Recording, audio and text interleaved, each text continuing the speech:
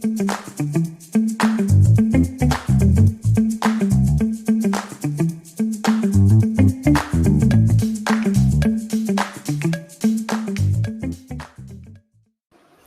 guys, I'm Ahul back in with another new video. Now you guys know about Alpine Jizz, right? Like I have previously shared a video about it.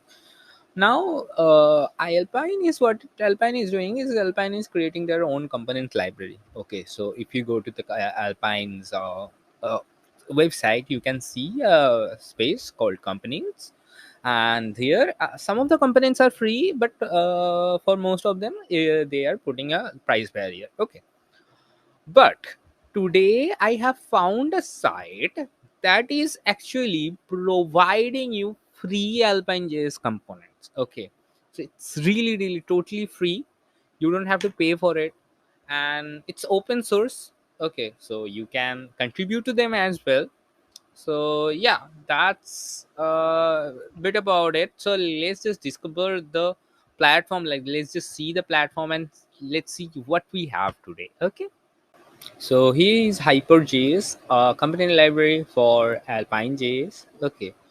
Now I have previously shared, actually already shared one of their products that is Hypercolor, and it's probably in the video of like Tailwind color palettes or Tailwind color generator or something like that. Okay, gradient generator or something like that video. Okay, I can't remember the exact title right now, but I have shared it already. I know that. Okay, now here we have Hyper.js, and it's totally written in Alpine, and you can get a lot of like basic components over here and totally made with Alpine. And as you can see, we have accordion, then we have alerts, alert auto close, alert close, alert close with live, all of those things. Like you will like really enjoy it. So whenever the bar goes away, it will automatically shut down. Yeah, off. See, I don't know if you can make changes over here or not. I don't think so. You can make changes over here, but you can do like copy this code and use it on yourself. Okay, then we have auto close. Like here we have it. It will be auto closing at some point. Yes, some point. Yes.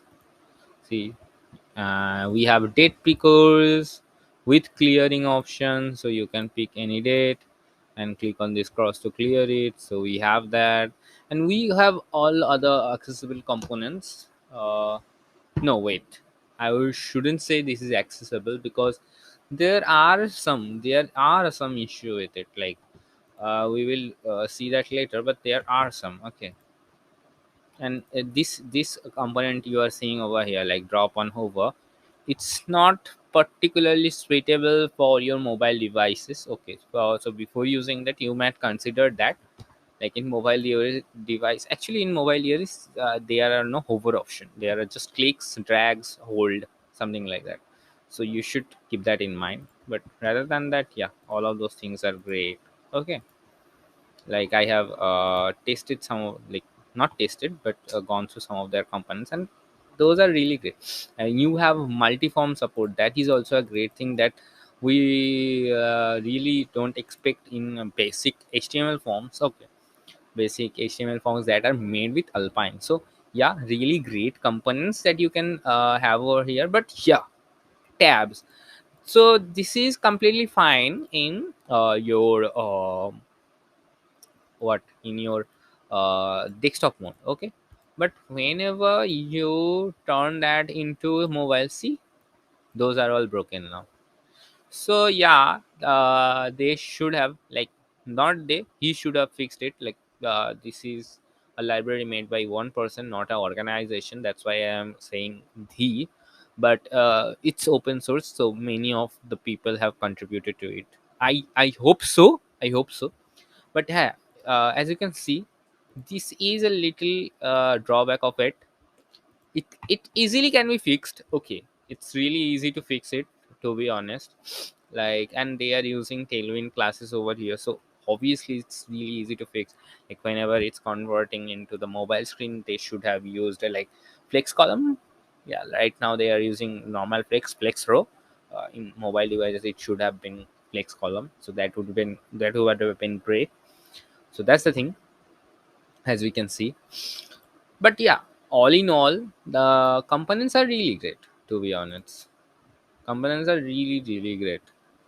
And when you have a really small project, like you are not using React, or maybe some kind of other frameworks, libraries that you usually use in your bigger projects, you're just building a form with pure HTML. Or even if you're starting out with HTML and you just know HTML, still you want to build a like awesome looking site without writing a lot of JavaScript, you can simply use those elements. Yes, you can. So yeah, that's about it about this video. That's about it about this site. Links will be in the description. If you know of some of the great site like this, please let me know about all of them in the comment section below, so I can feature them in my future videos as well. Because obviously we all need this kind of sites, right? And if you are new to my channel, please consider subscribing, like view my other videos. And if you see it is really useful for it, please consider subscribing. And if you like my videos in general, obviously do subscribe, man. And if you like this video, give it a thumbs up, like share it with your friends, comment down below, do whatever, like help me to boost up the YouTube algorithm. And that's it for this day. Bye.